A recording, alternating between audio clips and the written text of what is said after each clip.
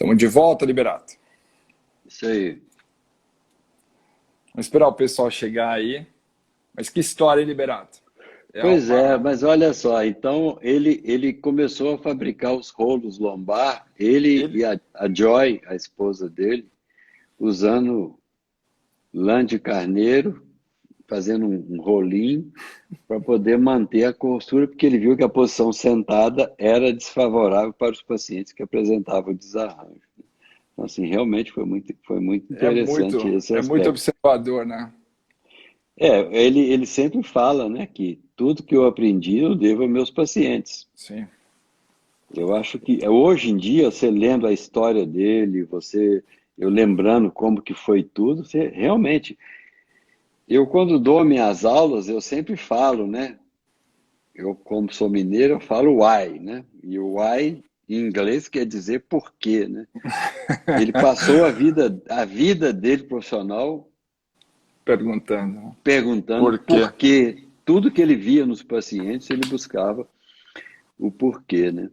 É, Mas realmente é uma continuando história. aí a sua pergunta de como ele iniciou o uso de movimento repetido como diagnóstico, né? Um dia chegou um paciente na clínica dele, da mesma situação, relatando um certo tipo de dor que irradiava na perna, mas quando o paciente chegou no consultório dele, o paciente não estava com dor. Mas como ele já tinha esses padrões típicos dos pacientes que ele anotava e lia sempre, porque não é só anotar, ele anotava e E relia voltava. e voltava, sempre buscando informação nos outros pacientes. Ele perguntou para o paciente assim: você costuma ter dor quando você está fazendo jardinagem curvado para frente? Aí o paciente falou assim: eu sempre, quando eu estou lá no meu jardim, eu começo a aparecer a dor na minha coluna e na minha perna. Então o Rob falou com ele assim: vamos fazer o seguinte, dobra para frente. Aí ele dobrou para frente, assim, dobra 6 vezes. O paciente falou com ele assim: eu estou começando a sentir aquele incômodo. Eu assim, faz mais 12. Aí o paciente falou assim: agora eu estou com aquela dor que eu tenho. Corajoso, né? Aí ele começou a ficar entusiasmado. Eu falei assim, cara, eu consegui produzir a dor do paciente. Como ele já tinha a ideia de que o movimento contrário poderia trazer a resolução para ele, eu falei assim, agora vamos começar a fazer aqui deitado lá na cama. E, e quando o paciente deitou e acabou a dor, ele ficou extremamente animado. Ele falou assim, pô, eu fui capaz de produzir dor no paciente, que é a dor que o paciente relata, e ao mesmo tempo eu consegui eliminar a dor do paciente. Então ele começou a ver e comprovar aquele modelo que tinha bolado, que era o modelo discal. Sim. Se mover numa direção podia piorar, provavelmente na direção oposta poderia melhorar. Imagina que E ele com, começou a brincar, entre aspas, com todo paciente que entrava, né? Bom, vamos lá, vamos testar a teoria, né? e aí, sabe o que que ele fez, Rodrigo? Um dia chegou uma grávida no consultório dele, pós-gravidez, com dor lombar, ele olhou, mandou ela perguntar o que que piorava, falou que piorava era curvar para frente. Quando ele pediu para curvar para frente, ela não tinha habilidade para curvar para frente. Mas curvar para trás, ela tinha uma habilidade fantástica. Ele falou assim, mas a mulher grávida, ela sempre tem uma tendência de ficar mais na posição ereta. Aí ele começou a usar a flexão com ela e descobriu que flexão também poderia produzir a mesma resposta que extensão em determinados pacientes. E o mais interessante é que o movimento lateral dele, que ele começou a descobrir, e quando ele colocava o paciente deitado em bruços, muitos pacientes começavam a relatar incômodo. Um dia um paciente relatou que estava piorando a dor dele e fletiu a perna, ou seja, ele puxou a perna fazendo flexão de quadril. E o quadril deslocou para o lado. Ele pegou o quadril dele e puxou para o lado, e o paciente falou assim: está melhor. Ele falou assim: então vamos movimentar nessa posição. O paciente começou a movimentar e a dor dele centralizou. Ele falou assim: então foi exatamente buscando essas informações que foi acumulando dados e revendo os dados para poder chegar àquelas informações que ele precisava ter. Nesse estágio aí, Liberato, quantos anos já tinha passado? Olha, ele demorou, isso aí já tinha mais ou menos uns 3 anos. E foi revendo os registros deles, todos os registros de todos os pacientes, que tinha uma clínica muito, muito cheia, é que ele começou a notar o seguinte, que todo paciente que a dor saía da perna, ia para a coluna, igual o senhor Smith, esse paciente melhorava muito rapidamente. Quando o processo era lento, ele sabia que o paciente ia melhorar, mas ele tinha certeza da melhora. Foi aí que ele falou assim, ele chamou isso de centralização, foi 3 anos depois. E até hoje ele se fala assim, eu não sei explicar como que eu demorei chegar nessa conclusão, entendeu? Ele acha que demorou ainda. É, vê só. Ô Liberato, nessa época aí o pessoal aceitava o que ele estava fazendo já? Como que era a relação com outros fisioterapeutas? Porque na época a literatura ia totalmente contra isso, né? Ele em 1954, antes do Sr. Smith, ele juntou com o Mulligan e começaram os dois a falar, vamos aprender manipulação autodidata, porque não tinha ninguém lá, então eles começaram a usar o livro do Cyriac, os dois. Depois eles começaram, veio o livro do Stoddard também. Depois veio o Stanley Paris, que morava lá na Nova Zelândia na época, não era nos Estados Unidos, e teve um curso com ele. O que tem na uma água? fiz- O Hein? que tem na água da Nova Zelândia, hein, Liberato? Você que já foi para lá, pô. Bom, Só tem uma gênio cidade lá. Aí veio a Jennifer Kickling, que era uma fisioterapeuta do Cyriac, que passou 6 meses na Nova Zelândia e deu aula para eles sobre manipulação. Então, os dois desenvolveram habilidade muito rápido de manipular paciente em 54. E eles fundaram a Associação Neozelandesa de Terapia Manipulativa, de Fisioterapia Manipulativa, os dois. Ele foi o primeiro presidente e os dois se tornaram instrutores para poder ensinar os outros fisioterapeutas. E nesse período aí, chegou 56, ele viu o Sr. Smith, estava dando aula de manipulação e as coisas foram acontecendo paralelo, assim. Sim. Acontece que ele começou a observar essa resposta sintomática da centralização, do movimento repetido. E ele começou a comentar isso com o pessoal lá, que ele ensinava a aula, mas o pessoal queria saber disso hora de aprender manipulação. Ninguém considerava isso como importante. Ele começou a ficar meio chateado, meio frustrado com o negócio, Olha sabe? o Palmira aí falando que eles adoravam manipulá-lo. Pois é, eles manipulavam todo mundo, até o papagaio, como é que se diz, né? Um abraço pro mestre Palmira aí. Esse é um prazer para mim saber que o Palmiro está aí, escutando a gente contar esses casos antigos, né? É uma honra mesmo. Mas aí aconteceu um detalhe interessante. Começou a aparecer a profissão de quiropraxia na Nova Zelândia. Então eles se uniram, os fisioterapeutas, para aprender manipulação, para poder falar no Congresso, que estava querendo regulamentar a profissão de quiropraxia, e falar o seguinte, olha, o negócio é o seguinte, nós fisioterapeutas também podemos apresentar esse tratamento de manipulação que os quiropráticos fazem. Então, não é necessário aprovar uma profissão de quiropraxia na Nova Zelândia. Então, eles tiveram também tipo uma reserva de mercado. Tiveram a sacada ali. Tiveram essa sacada, poder fazer uma reserva de mercado em relação à fisioterapia, evitando a quiropraxia, entendeu? Então, eles durante anos, eles ensinaram esse pessoal todo lá da Nova Zelândia de manipulação, mas ele sempre tentava introduzir aquilo que estava observando, mas ele nunca se sentiu bem-vindo. Se você está ensinando hands-on, como é que você quer falar que a gente aceite hands-off? Então ele começou a ser um pouco marginalizado na sociedade de terapia manipulativa da Nova Zelândia. Ele começou a ficar meio sem jeito nessa sociedade, entendeu? E aí ele se afastou um pouco de dar aula de manipulação, porque ele começou a ver o resultado que ele estava tendo com esses pacientes, usando movimento repetido, buscando a centralização e usando o autotratamento, que ele já tinha observado que era muito importante. Depois que ele aprendeu a extensão deitada, ele podia ensinar o paciente a fazer isso em casa. Certo. Nessa Foi época isso que aconteceu. Já tinha a progressão de carga? Como que era? Porque depois a mobilização, a manipulação acabou entrando, né? Ele começou a observar o seguinte, que não era necessário manipular todos os pacientes, como se ele se ensinava. e como Sim. que eles usavam todo paciente que tinha dor lombar. Não é necessário. Ele observou o seguinte, bom, tem um grupo de pacientes que fazendo o próprio movimento repetido é capaz de resolver o problema. Para que eu vou manipular esse pessoal?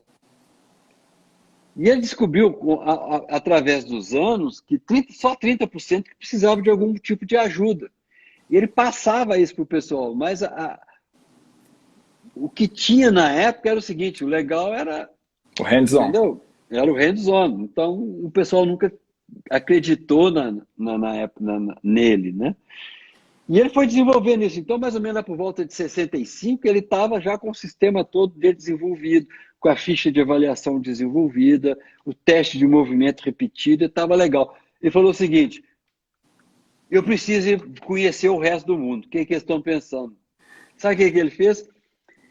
Ele penhorou a casa dele. Que história, né? E resolveu fazer uma viagem para os Estados Unidos.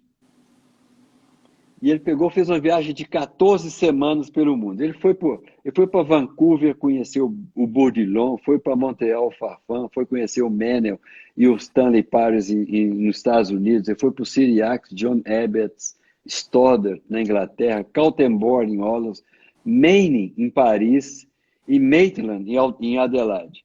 O que ele observou? Ele foi tentar levar a ideia dele de centralização, ele foi tentar levar a ideia dele de movimento repetido, de amplitude final, mas todo mundo focado em manipulação e cada vez mais técnica manipulativa. Ele ficou muito frustrado. Aí ele falou o seguinte, cara, ele teve no Firiax 3 semanas e falou assim, pô, os caras manipulavam o paciente 2 vezes por semana durante 6 semanas. Se eu tivesse examinado esse paciente com 2 dias, eles estariam bons, entendeu? E ele ficou muito frustrado, que o pessoal queria manipular, desenvolver cada vez mais habilidade manipulativa e fazer exercício de fortalecimento.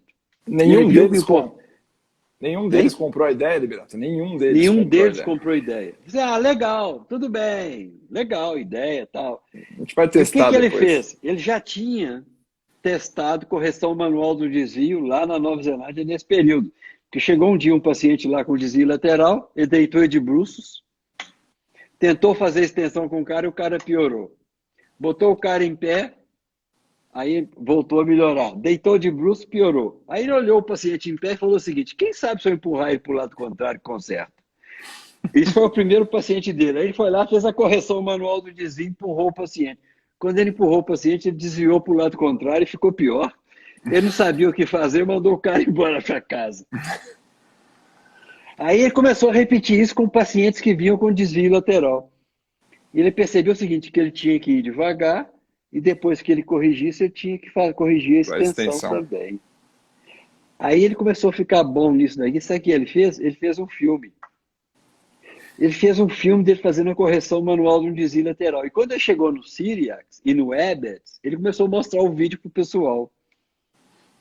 Ou seja, era a forma de ele tentar divulgar ali o resultado. Era a única forma que ele tinha para poder divulgar. Mas mesmo assim o pessoal achou legal e tal. Ele acha, o Cyriax, inclusive, publicou a correção manual do desvio no livro dele. E ele acha que foi porque ele confirmou muito a ideia do Cyriax, do modelo discal do Cyriax, que dor lombar poderia ser de origem discal, entendeu? Mas esse Abbott, que tinha visto, que era um médico e era formado em osteopatia, viu o vídeo dele, convidou para ele ir para um congresso em Mônaco. Isso aí foi em 1970. Aí uma paciente dele deu dinheiro para ele em 1970 para ir para Mônaco. Ele foi em Mônaco, todo mundo ajudou ele também. Apresentou o vídeo para 200 médicos na Europa. O pessoal ficou impressionado, mas mesmo assim falou assim, tudo bem, ele voltou para a Nova Zelândia decepcionado, ninguém comprou a ideia. Só em 1974, que um fisioterapeuta da Nova Zelândia chamado Ace Name apresentou no congresso nas Ilhas Canárias essa correção manual do desvio. E uma americana que estava lá achou interessante, chegou lá na Califórnia e conversou com o Vert Mooney, que era um ortopedista que dirigiu Rancho de los Amigos, junto com Cat Roy, e convidaram ele para ir para lá. Então, aí começou a mudança do negócio quando ele foi para os Estados Unidos. Então a mudança veio pelo lateral, Liberato. Veio por aí. Eles viram o vídeo, chamaram ele, mandaram. Ele foi convidado para. Então, ele foi em 1977 no Rancho de los Amigos, dar o curso dele. Converte Munique era ortopedista lá. E ele falou o seguinte: ele já dava, sempre dava curso e ensinava para as pessoas com o paciente ao vivo. Ele falou o seguinte: traz os pacientes piores que vocês tiverem aqui. Só que tem que levar o paciente, ele com 7 cirurgias, com 6 cirurgias, que não tinha mais jeito. Ele ficou decepcionado no primeiro dia, que não conseguiu ajudar os pacientes. Ele falou o seguinte: eu fui para o hotel, pedi um gin tônica duplo, entendeu? Tomei ele todo, de tão decepcionado que eu estava. Mas no segundo dia, tinha uma enfermeira lá na sala que falou que tinha muita dor lombar, então eu chamei ela para poder ir lá e tratei ela perante o pessoal. Aí o pessoal viu o valor do sistema que eu tinha desenvolvido. Que era capaz de fazer. Só para você ter uma ideia, ele foi lá em 77. Em 78, nos Estados Unidos, ele deu 16 cursos. Em 79, ele deu 24 cursos. Nossa. Em 1980, ele estava a agenda fechada até 83. Nossa. Aí explodiu. Então, a mudança fez essa. Aí explodiu o negócio dele. Então, é isso daí, Rodrigo, que é conhecer essa história do Robin, que a gente praticamente nunca conheceu, é a coisa mais importante que tem. Então, eu só posso responder essas perguntas que foram feitas se o senhor Smith tivesse um componente lateral, é que eu pensei, realmente, se ele tivesse um componente lateral, ele não estaria centralizado, ele teria piorado e a gente não estaria aqui hoje falando sobre isso. Se fosse um lateral. Então, eu pensei nisso durante muito tempo. Então, contando essa história agora, eu criei 4 cenários possíveis. O primeiro cenário seria o seguinte: o senhor Smith foi para a sala, deitou de bruços e piorou. A dor dele irradiou para a perna e ele ficou pior. E nós sabemos que quando o paciente tem um lateral relevante e que ele fica pior, no plano sagital, ele tenta, de toda maneira, criar um espaço ali para poder aliviar. Então ele tenta 2 coisas: ou ele senta relaxado, ou ele deita em supino com as pernas fletidas. Isso é o que o paciente faz. Não é? Sim. Porque aí ele cria um espaço e diminui um pouco o sintoma dele. Que é respirar. Então, todo lateral relevante, quando ele tem muita extensão, ou funcional, ou movimento, o que ele quer depois é fazer um pouco de flexão para aliviar o sintoma dele. Correto. Aí o Robin entrou na sala. E o senhor Smith estava deitado em supino com as pernas fletidas. Aí o Robin falou com ele: que isso, cara? Eu te pedi para deitar de barriga para baixo, que eu ia te atender, você está aí deitado de barriga para cima? Ele falou assim: cara, eu deitei naquela posição, a cabeceira estava levantada, a dor irradiou, adormeceu meu pé, aguentei ficar na posição, a única posição que aliviou foi essa. Imagina o cabelo do porro nele. Do Robin. Aí o Robin falou assim: essa posição de extensão ela é contraindicada. Você não pode ficar nessa posição. Isso comprime o nervo ciático. Isso faz mal. Isso está provado que isso é terrível. Ainda bem que você ficou nessa posição. Como o paciente ainda não tinha melhorado, eu acho que o Robin falou: vamos fazer uma massagenzinha, vamos colocar um ondas curtas, fica quietinho aí. O paciente aliviou um bocadinho, ele mandou ele embora para casa e falou assim: só volta amanhã. Bom, o primeiro cenário, como o senhor Smith já tinha 3 semanas fazendo esse mesmo tipo de tratamento não melhorando, o que ele fez? Adeus, MDT. Nunca mais voltou. Mesmo fisioterapeuta usando o mesmo tipo de... Adeus, MDT, e a gente não pode bater nesse papo. Mas a história do Robin, depois da gente entender como é que ele foi investigativo, eu acho que isso não é uma possibilidade a ser considerada. Ele ia atrás, né? Segundo cenário. O Rob chegou na sala, o senhor Smith estava deitado na plão, ele congelou, Ô, Liberato, chegou perto dele. O não que você sei está se é fazendo o nessa fone, posição? O que você está sentindo? não sei se é o fone, se você tirou o fone, o pessoal tá falando aí que o som tá cortando, para mim também tá travando um pouco. Será que o seu microfone Vamos está ver aqui. conectado aí? Tá, deixa eu ver aqui. Aí.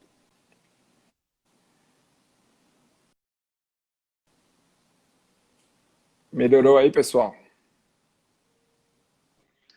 Melhorou. Segundo cenário. Agora vai. Ele chegou perto dele, congelado, sentindo frio na barriga, e perguntou: como é que o senhor está aí nessa posição? Ele falou assim: igual. A minha dor não mudou. Eu estou com a mesma dor na perna. O Rob achou estranho, porque aquela posição era contra Sim. a ciática dele. Aí ele, como ele já tinha sido treinado em terapia manual, ele resolveu e fez mobilização e manipulação no paciente nessa posição. Ele adicionou força. E quando ele adicionou força, a dor centralizou. Como a dor centralizou, o Rob falou assim: manipulação é tudo na vida. E ele explorou durante anos o efeito da manipulação para poder tentar centralizar a dor do paciente.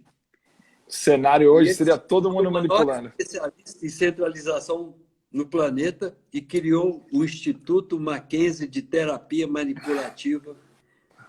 E nós estaríamos hoje falando sobre terapia manipulativa. Sensacional. Esse foi o segundo cenário. O terceiro cenário.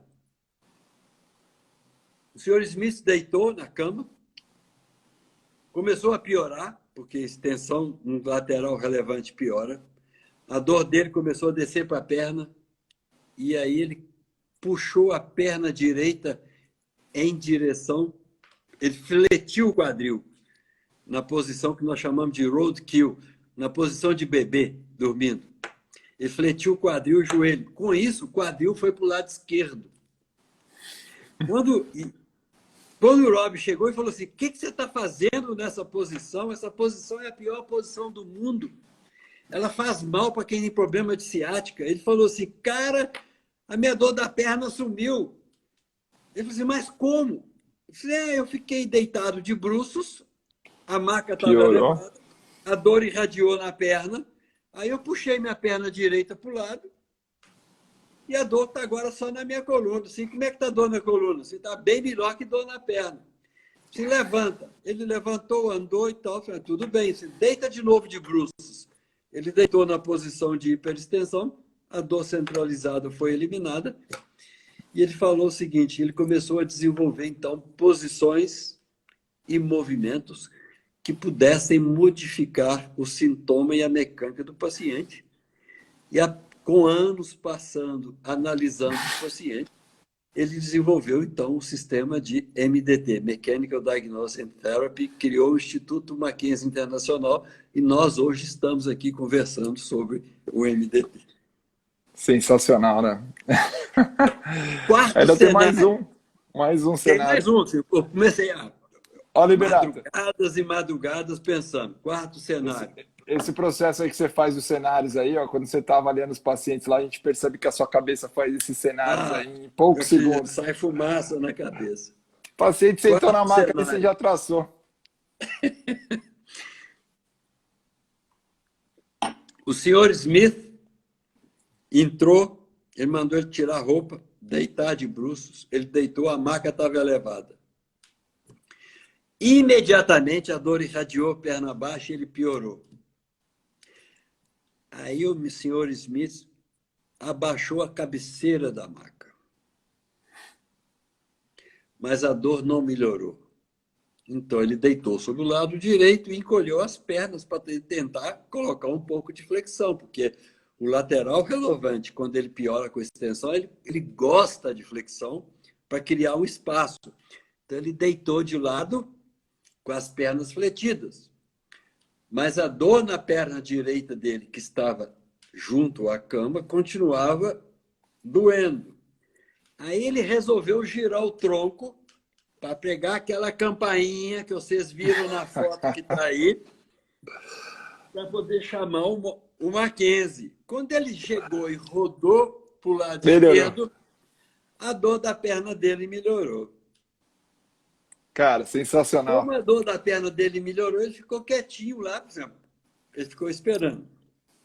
O Rob respondeu a ligação, entrou na sala, viu ele naquela posição e falou assim, uai, você sabe que o Rob tinha uma descendência de mineiro, né? Uai, o que você está fazendo nessa posição, só? Ele falou o seguinte, uai, eu estava deitado de bruços, a dor piorou na perna, o Rob, essa posição não é boa.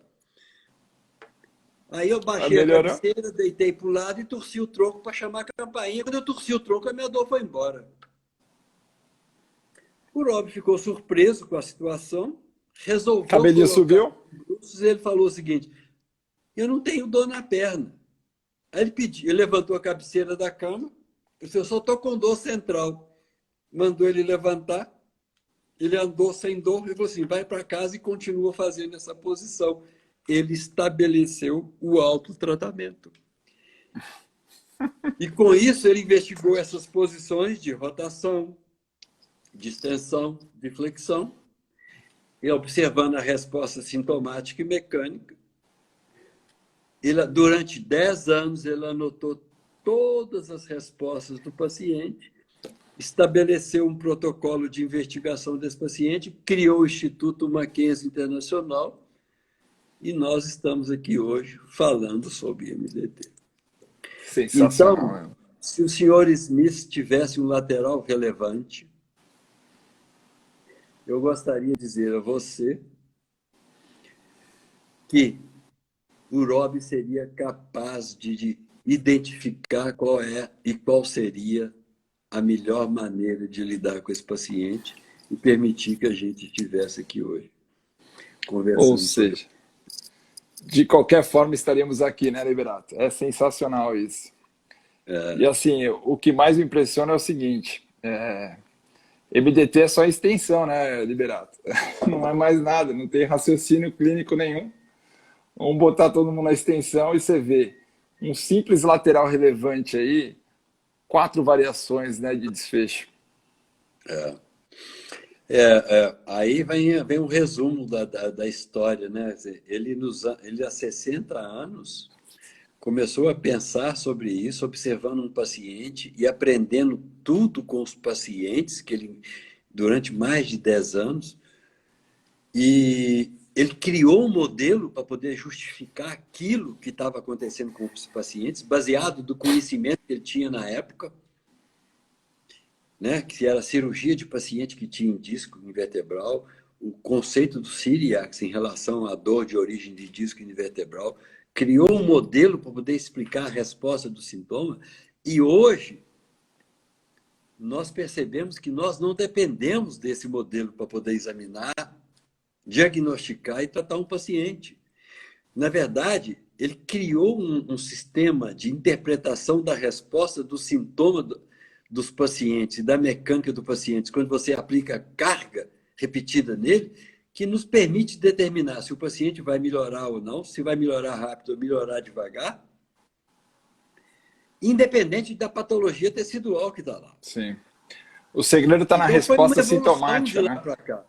Foi uma evolução. E o pessoal continua criticando o sistema como se nós estivéssemos amarrados num cipó de 1950. Exatamente. Isso é uma observação que eu sempre faço. Mas o que ele deu? Qual que é o resumo disso? O resumo disso é o seguinte, se você testa um paciente com carga repetitiva e você observa a resposta sintomática e mecânica dele, você é capaz de determinar uma classificação para esse paciente e um tratamento adequado, com resposta terapêutica adequada para ele, independente da patologia tecidual. Isso aqui ficou o legado dele para nós. E o E não de que prognóstico, nós né, estamos Liberato? trabalhando com disco intervertebral, o que quer que seja. E o prognóstico, né? Eu vou te dar a experiência minha aqui. O MDT ele abriu meus horizontes exatamente pelo prognóstico que ele dá. Quando você classifica o paciente ali de acordo com a resposta sintomática dele, você consegue dar um prognóstico para esse paciente. Isso é maravilhoso. Porque antigamente, eu, na minha prática clínica, logo que me formei, por exemplo, começava a fazer fisioterapia com o paciente, mas eu não tinha uma data de término com o paciente. E a classificação do MDT ele nos permite exatamente isso, é dar um prognóstico para o paciente, que é maravilhoso, tanto para o paciente como para nós. É o único sistema que tem de avaliação de pacientes com dor lombar no planeta capaz de determinar o prognóstico do paciente através de uma avaliação. Não tem exame de imagem, não tem qualquer tipo de exame que é capaz de falar esse paciente melhora em 15 dias. E Olha, essa determinação do unicamente baseada nisso que esse cara desenvolveu.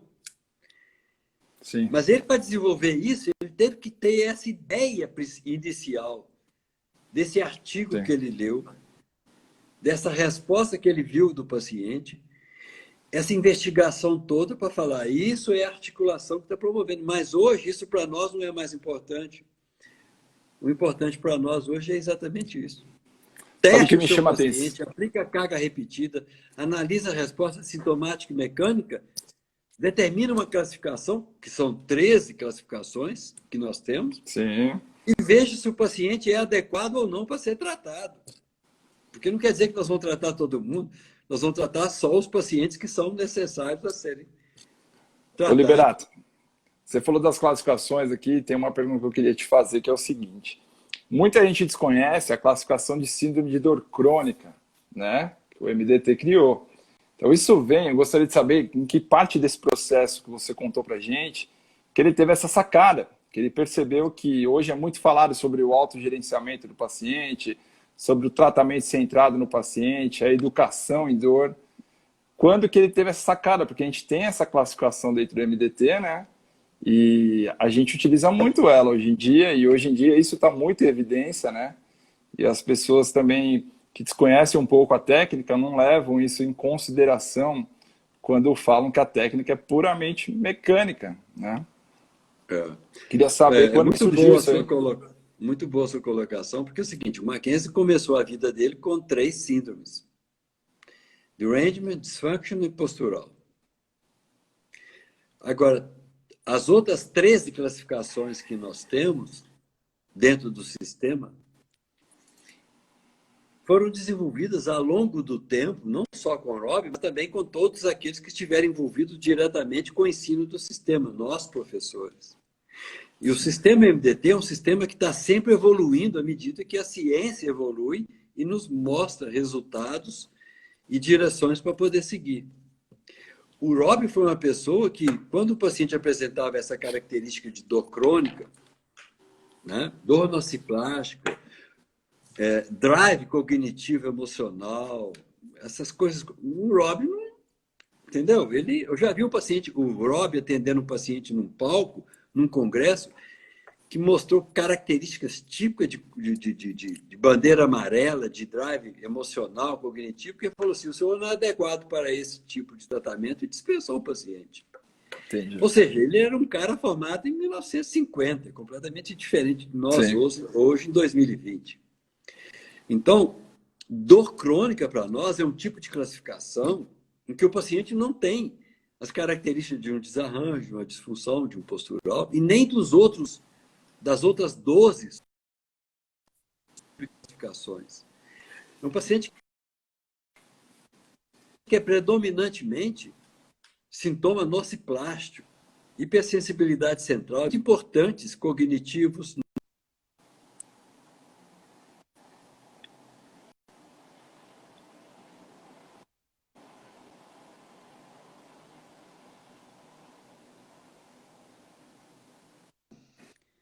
E a gente apresenta para esses pacientes uma abordagem que é a abordagem contemporânea com esses pacientes.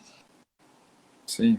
O que a gente percebe, deu uma travada aí, não sei se o pessoal ouviu bem, deixa nos comentários aí, eu consegui entender tudo o que o Liberato falou. Então, Mas Então, assim, o paciente que apresenta hoje, que é classificado dentro de dor crônica, todas as outras 12 possíveis diagnósticos foram eliminados. E é um paciente que apresenta uma característica muito específica. Dor nociplástica, um drive nociplástico, um drive cognitivo-emocional, um drive de comorbidade importante, de drive contextual, isso tudo dominando em cima desse paciente. O MDT reconhece a importância hoje do manejo, do manuseio desse paciente, considerando exposição gradual, terapia cognitivo-comportamental, e a gente tem uma maneira de abordar esse paciente, sim, através, é claro, de movimento, certo? exatamente. O que a gente Mas isso, percebe, quando começou em 1950, não não existia tinha, isso né? dentro, de maneira geral, em toda a medicina, como também o Rob também não era treinado e nem pensou nisso daí. Então, Sim. lidar com o paciente com dor crônica foi exatamente um desenvolvimento do Instituto Mackenzie ao longo das 6 décadas. Né? E o que a gente O percebe, Mackenzie Liberato, é que começou. o Instituto Mackenzie está sempre se atualizando nisso, né? Eu comecei minha formação em 2014 e a nomenclatura muda, a ficha muda, né? Nós tínhamos o aprisionamento de raiz, depois tínhamos o mecânico conclusivo, as coisas vão mudando, né? A radiculopatia que não responde foi mudando. Então, assim, a gente vê uma atualização constante no modelo, né? Isso é importante demais, porque as evidências estão aí e a gente tem que adequá-las dela para dentro da nossa rotina, né? Muda no sentido que atualiza, né? Exatamente, nesse À sentido de medida atualização. que as investigações e a produção científica se mostra, e a gente começa a comparar com o que a gente tem que se encaixar a isso. Isso é uma realidade. Mas se você for pensar, a base do MDT criada há 60 anos por Rob, ela continua a mesma. Eu lembro do Sim. Rob falando comigo, independente do que seja a causa do problema do paciente, quando você coloca ele sob um teste de movimento repetido, na amplitude final, e você analisa a resposta sintomática, e você encontra preferência direcional ou centralização, você sabe que o paciente tem um prognóstico bom e você sabe como lidar com esse paciente. Pode ser o Essa é a músculo, beleza. pode ser a faceta, pode ser o disco, pode ser o cérebro, pode ser o que seja. O que Mas nós importa é a sabemos que resposta. nós vamos lidar com o paciente. Então, o Instituto realmente ele tem essa qualidade, eu acho. Eu vejo isso como qualidade. Nós não estamos segurando num cipó de 1950, entendeu? Nós estamos seguindo a Sensacional. jornada do mundo, a jornada científica. Sensacional. Ô, Liberato, se me permitir aí, tem uma curiosidade aí que eu queria saber de você, porque hoje você contou aí como que foi o processo de aprendizado do Robin, né? Mas eu tenho uma curiosidade seguinte, se você me permitir fazer essa pergunta, depois eu não sei se a gente vai responder algumas perguntas aí do pessoal, você que manda, tá? Mas gostaria que você respondesse essa minha, que é uma curiosidade que a gente tem, até no grupo a gente conversou. É o seguinte, como é que foi o seu aprendizado? Porque você veio da cardio, né? A gente sabe que você teve um problema, a Yara teve um problema, sentiu dor, e aí você se interessou, ganhou o livro de presente. Mas a história que a gente sabe é essa. Depois você foi para a Nova Zelândia. Mas como é que foi o processo? A Yara melhorou com o livrinho? Ou você teve que ir lá, depois que você foi, você aprendeu realmente, voltou e tratou ela? Como é que foi os seus primeiros anos aqui? Porque a comunicação era escassa, né? Hoje a gente consegue ter acesso aí a grupos de redes sociais, trocar ideia, pega um paciente mais difícil, complicado. Como é que foi isso para você nos primeiros anos? Bom, isso hoje está muito fácil. De vez em quando alguém manda uma mensagem inbox aí pelo Facebook ou pelo Messenger. Liberato, desculpa, mas eu tenho um paciente assim, assim, assim, assim, assado. Aí eu respondo fazendo ele pensar. Não dou resposta não, entendeu? Então hoje está uma maravilha. Eu, quando voltei da Nova Zelândia, que eu decidi que eu ia mudar de especialidade, sair da cardiovascular e ir para músculo esquelética, a única coisa que eu tinha de conhecimento era o seguinte: o Trate Você Mesmo a Sua Coluna, Seu Pescoço, era o livro azul, que é o MDT da coluna lombar e cervical, só isso que eu tinha. E paciente. Então, eu tinha a base do que o Mackenzie propôs. Mas eu era sozinho na América do Sul. Eu era sozinho na América do Sul. E a gente comunicava por carta. Era carta ou então telex. Eu não tinha telex, então era por carta. Então não tinha condições de conversar com ninguém. E a única pessoa que eu conversava era com a Yara. Então, todo paciente que eu via, eu já tinha aquela base do movimento repetido e da resposta sintomática. Então, muitas vezes na minha vida, sozinho aqui, eu tive aquela sensação que o Robin deve ter tido nos anos 50, depois de ter visto o Mr. Smith, entendeu? Eu tinha um paciente e que eu anotava tudo o que acontecia com ele, eu chegava em casa extremamente preocupado, pensando, não dormia à noite para tentar entender o que estava passando com ele. Então, durante anos, assim, desde 93 até quando eu fiz o meu primeiro curso, em 96, 93 anos, eu fiquei sozinho, isolado, testando nos pacientes aquilo que o Rob tinha testado.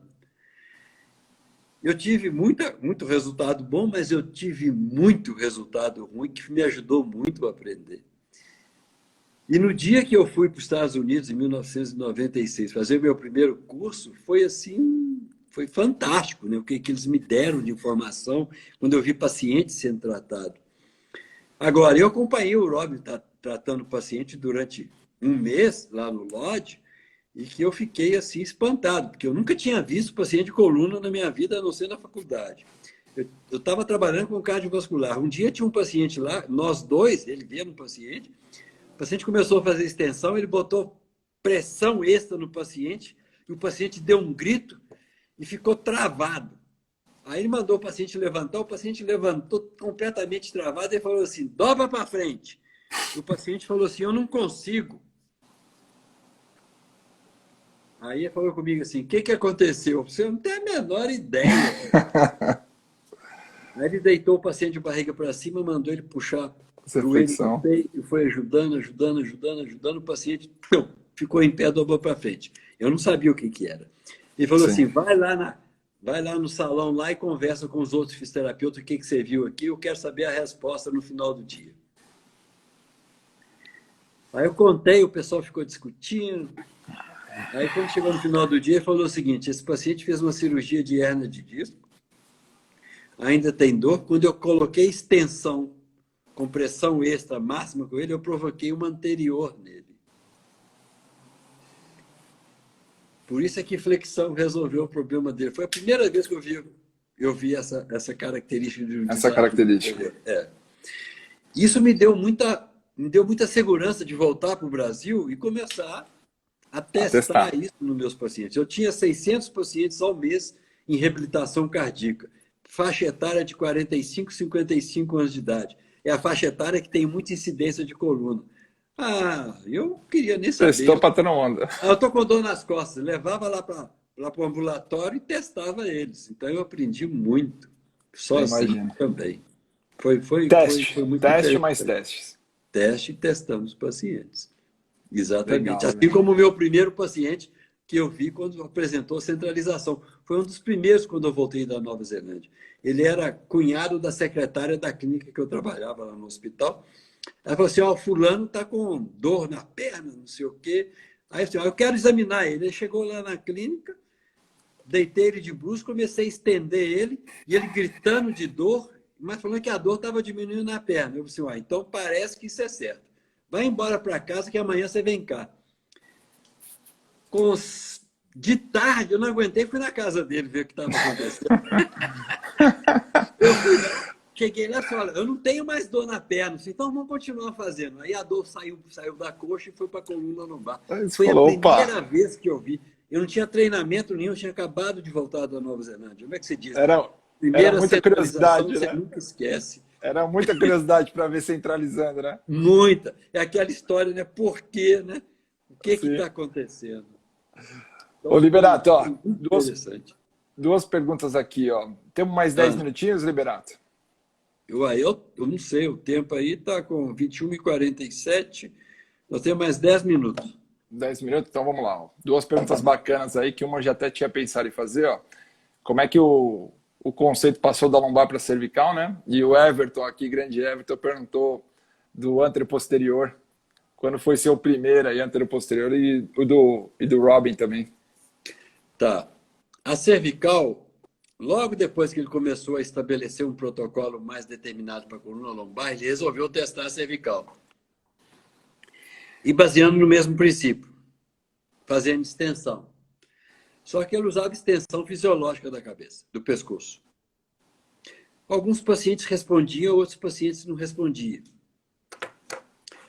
Aí, quando ele visitou Kaltenborn, em 1968, ele conheceu um dos assistentes do Kaltenborn, que é o Gustafsson, e conversando para lá e para cá, ele falou com você, a solução para problemas da coluna, eu acho que estão entre aqui e aqui, mostrando para ele o movimento de protrusão e de retração. De retração. Só que esse camarada, o Gustafsson, ele não conhecia a ideia do Mackenzie, né, sobre movimento repetido, sobre amplitude final, sobre mudança de localização da dor. Aí o Robin voltou para a Nova Zelândia, frustrado, porque ninguém considerou o que ele falou e o que ele mostrou para o pessoal de valor. O paciente que tinha problema cervical, ele começou a forçar ele em direção à retração. E as respostas começaram a melhorar. Certo. E aí ele conheceu o estudo do Penning, que mostrou que retração era extensão de cervical baixa e flexão de cervical alta. Ele pegou e falou o seguinte, e que extensão fisiológica era de cervical média. E ele falou assim, eu preciso atuar na cervical baixa. Então ele associou os dois e falou assim, se eu fizer retração com extensão, eu posso chegar na amplitude final. E foi juntando essas duas coisas que ele começou, então, a desenvolver o sistema também em relação à coluna cervical. Cervical. Mas, logo no início, ele já começou a informar que esse sistema que eu desenvolvi serve para todo o sistema musculoesquelético. Seja coluna ou seja extremidade. Isso lá no início dos anos 70. Nossa! Olha isso. Agora, o meu anteroposterior que eu tive foi uma paciente que foi em 1995. Eu sei porque eu ainda não tinha iniciado a minha formação. E ela chegou no meu consultório falando que tinha que ser operada, que eles iam fazer artrodese nela, mas ela queria saber a minha opinião. Aí eu coloquei flexão repetida nela, ela melhorou, mas obstruiu a extensão. Coloquei extensão repetida, ela obstruiu a flexão. Mas eu já tinha ouvido falar que nesses pacientes você tinha que trabalhar na amplitude média, você tinha que ir entre flexão e extensão. E eu falei com ela, olha, a solução que eu sei para isso é fazer flexão e extensão, que seria o relaxado e hipercorrigido sentado. Mas eu estou indo para La Jolla, na Califórnia, que vai ter um congresso MDT, foi em 1995.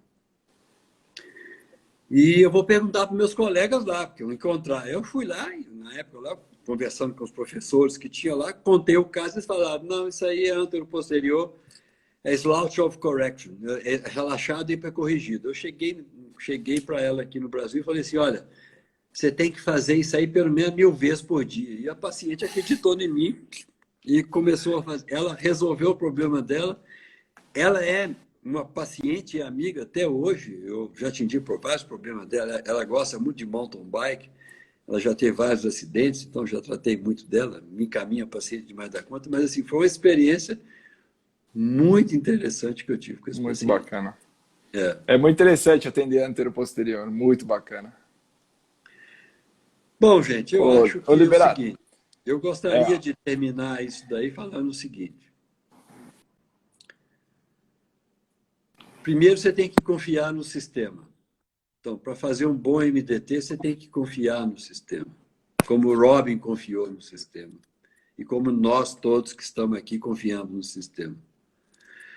Segundo, você saber se o paciente precisa ou não de um lateral relevante, se ele tem ou não um lateral relevante, você tem que explorar esse paciente completamente no plano sagital. No final da amplitude, usando inclusive progressão de força, seja pressão extra ou mobilização. E o que eu sempre falo nas minhas aulas, por favor, simplifique, né? Não complique. E procure oferecer o seu problema ao seu paciente solução e não problema. É isso aí, E Liberato. eu gostaria de dizer que essa iniciativa do Éder e do André realmente estão marcando, em 2020, né, um novo tempo da fisioterapia no Brasil, e principalmente a fisioterapia que está ligada ao MDT. Porque o que eu tenho visto nos últimos anos, o que eu tenho visto é que, pensando quando eu comecei para hoje, centralização, preferência direcional, movimento repetido é uma coisa corrente em todos os profissionais. Virou um termo comum, virou aquilo que a gente considera de usual, seja pessoas que trabalham com outras tecnologias, mas isso já está dentro do imaginário de todos os profissionais. Então, eu lembro quando eu fiz o meu primeiro curso de MDT, falando sobre a natureza humana, fala o seguinte, que quando uma nova descoberta é relatada ao mundo científico, geralmente as pessoas dizem, provavelmente não é verdade. Foi o que eles fizeram com o Rob quando ele foi para a Europa, e mesmo lá na Nova Zelândia. Entretanto, quando a verdade da nova proposição é demonstrada de maneira inquestionável, eles geralmente dizem, sim, pode ser verdade, mas não é importante. E, por último, finalmente, quando o tempo passa o suficiente para evidenciar completamente a sua importância, geralmente eles dizem, sim, realmente é verdade, mas não é mais novidade. Isso foi Muito dito bom, por Liberato. Montaigne, e é isso aí que eu gostaria de encerrar. Ou seja, não é mais novidade. Nós Isso já aí. somos o que somos. Tá? Ô, Liberato, Oi. perfeito. Eu E queria, antes de... você quer finalizar? Pode finalizar, depois eu finalizo aqui. eu quero finalizar porque eu quero agradecer muito o, o André e o Éder. Eu quero mostrar isso aqui. Não sei se vocês estão vendo, mas eu quero mostrar isso. Eu estou agora fazendo o meu moonwalk depois de ter falado 2 horas para vocês. É sensacional. Vou até pôr a musiquinha aqui, Liberato. Eu tinha deixado já preparado aqui para você, ó. Então, É assim, isso ó, aí.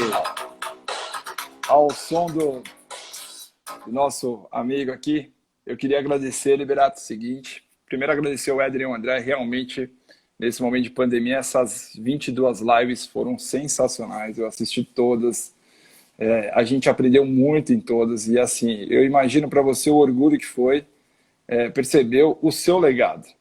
Que a gente falou muito do Robin, mas o que o Robin é para você é para a gente. Então, assim, a oportunidade que a gente tem de ver você ensinando e de ver você atendendo, eu acho que você não tem a noção de como isso é fantástico. A gente brinca lá na hora que você faz as perguntas, mas a sensação que a gente tem é que quando o paciente entra, você já sabe o que ele tem. E isso é muita perspicácia na técnica, é muito estudo, é muita ciência por trás e é muito talento também, a forma como você aborda o paciente, a forma como você sabe atender um empresário, eu já vi você atender uma pessoa do correio e como você usa toda a sua experiência é realmente fantástico. Agradecer o Éder e o André pela oportunidade de eu ter mediado isso. Sinceramente, eu não, quando eles me fizeram o pedido, eu não acreditava que isso era verdade. Então, mostrar para você que, para mim, você impactou muito. E olha, foi acho que a live que mais teve gente. Deve ter batido no rotativo umas 500 pessoas. Então, assim, se orgulhe muito do seu legado. Tá? Eu tive contigo lá no Congresso de Brasília, viu o quanto você ficou emocionado, porque todas as referências da fisioterapia só tem elogios para você. Então, acho que hoje, todo dia, você pode colocar sua cabeça no travesseiro e falar, olha, eu fiz a minha parte, com certeza o Rob está orgulhoso lá em cima e tem muito ainda para aprender com você, viu? Obrigado pelas palavras, e eu tomo das suas palavras de todos os colegas que escreveram e que falam de mim, e eu posso só falar que realmente estou muito emocionado, e se eu queria mudar o mundo, eu sinto que eu mudei o mundo. É isso aí. Para Muito nós, com obrigado. certeza. E ó, Um fica abraço, marcado só entrar que a gente vai eu estar vou. assistindo aí. Fique tranquilo. Salva a live aí, senão o Éder vai ficar doido.